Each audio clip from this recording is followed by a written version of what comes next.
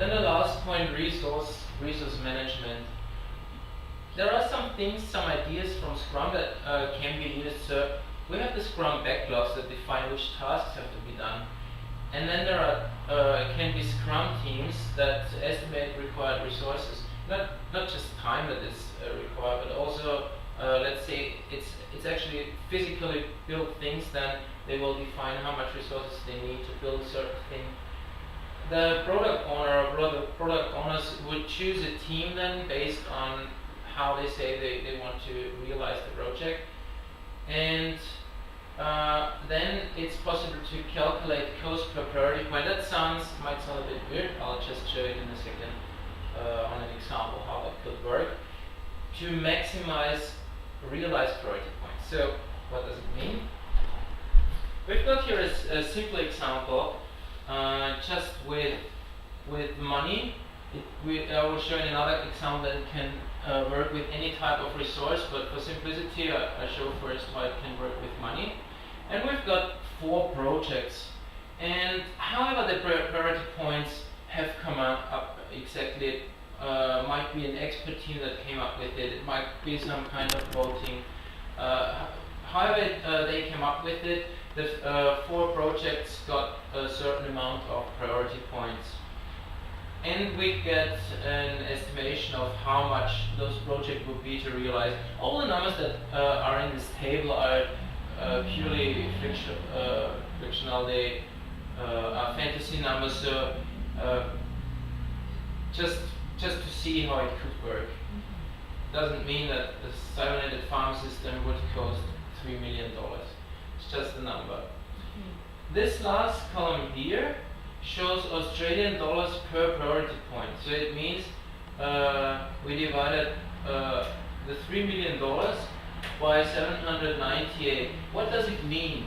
It means that one priority point costs $3,760 for this particular project.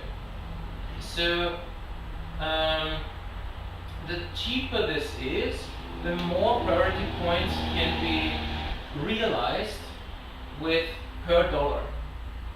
So we can sort the projects by this number, and we see that like most value can be created per dollar with building a cybernetic farm system.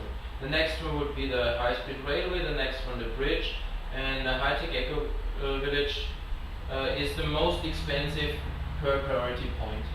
So $750 million are available, and then you go from the top to the bottom of the list and sum up the values, sum up the cost, and then you see which projects you can actually realize. And it turns out that you won't go from the cheapest to the most expensive one. You won't even go from the one that has most priority points to least priority points, but it's ordered by this, and then you see, okay, this one for $120 million, that's what you cannot build. The other ones you can build. And here is a more complex example. It works the same way, but here we do not just have Australian dollars. We have actual steel, concrete, wood. Again, just fictional numbers, so it doesn't mean that these projects actually need this amount of resources. It's just to show an example how it could work. And what you do with this is you do the calculations, resource per priority point for every single resource. And if we look just at steel, then we will find that the cybernetic farm system is the cheapest per priority point, then high-speed railway, the high-tech eco-village, and the bridge. So this is the ordering. And we have 200,000 kilograms of steel altogether, and then we sum up again 5,000, because that's the cheapest per priority point, plus 150,000, that's the next one, plus 20,000, and now with the 80,000 we would go over it. So these 3 projects could be built with the amount of steel that we have available. And you do this with every single resource. concrete shows a different one that can't be built, because it depends on the amount of resources that you actually need. So every resource is divided by the priority points, but this one needs 80,000 kilograms of steel and only 20,000 kilograms of steel for this project, but here we have 60,000, 30,000, so the values here will change and you get a different order. There can be resources that are abundant enough to build all projects, and here there are a few more resources for the same projects, just to show.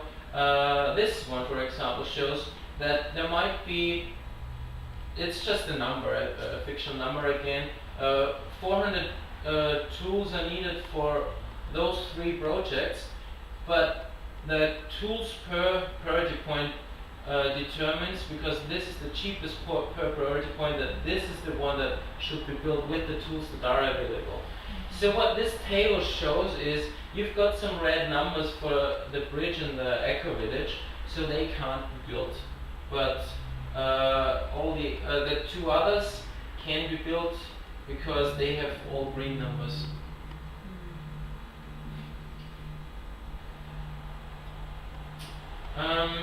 There are still some open questions with this resource management method. What to do with the remaining resources, for example, because there are still some resources available when you just sum up all the numbers.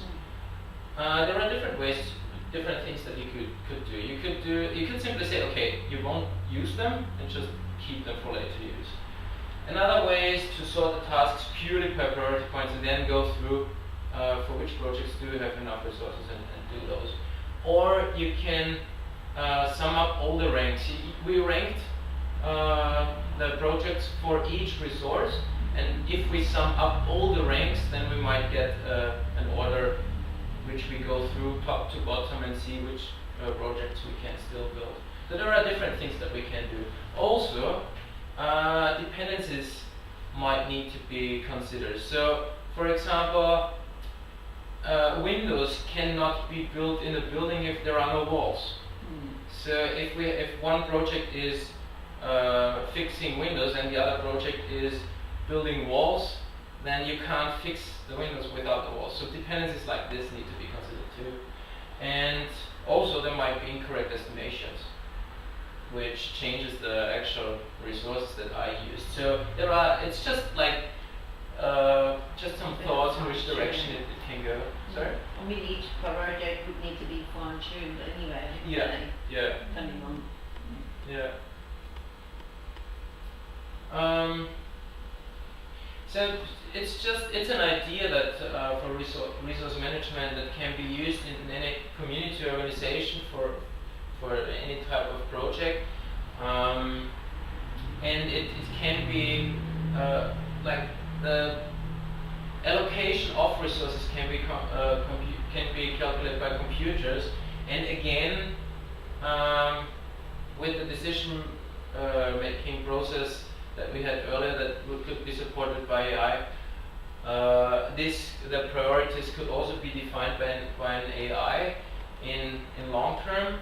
If you define a reward function again, like rewards and penalties, to show the artificial intelligence what makes, for example, if it is a community, what makes the community happy, then the AI could assign the resources and calculate priorities.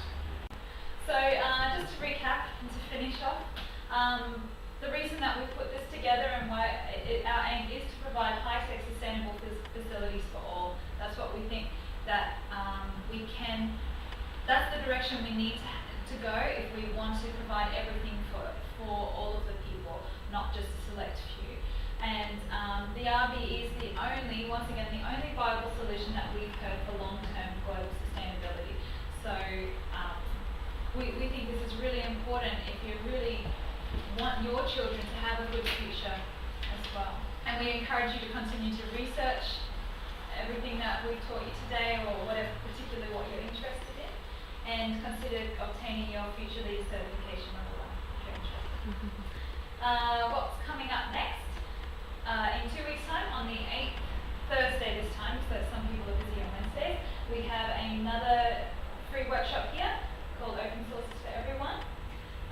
We also have monthly movies that matter on the weekend with the Zeitgeist movement, so that will be on the Saturday at 1:30 p.m. And that one's a really good one to come to if you're really interested in learning about the beginning of resource-based economy and the Zeitgeist movement, because we're not actually showing a movie so much this month. We're actually going to show 20-minute segments of what people have showcased on Z-Day.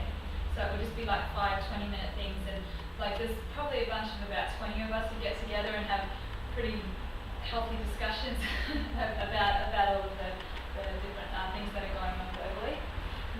Also, we have the Future of Food Convention coming up, which we've organised in conjunction with Alf from Organic Farm Share. He owns a farm on the border of Queensland and New South Wales and provides local organic food to the Brisbane region and northern New South Wales. And also we'll have Douglas Malat from Cybernative Farm Systems Skyping in from America. And he's got a really cool project where he's working on automated foods production locally grown using aquaponics and things like that. And if you want to learn more, you can register at Sharewhale, you can email us or just talk to us. If you're a friend, you can text us, like us on Facebook, and discuss membership opportunities. Share your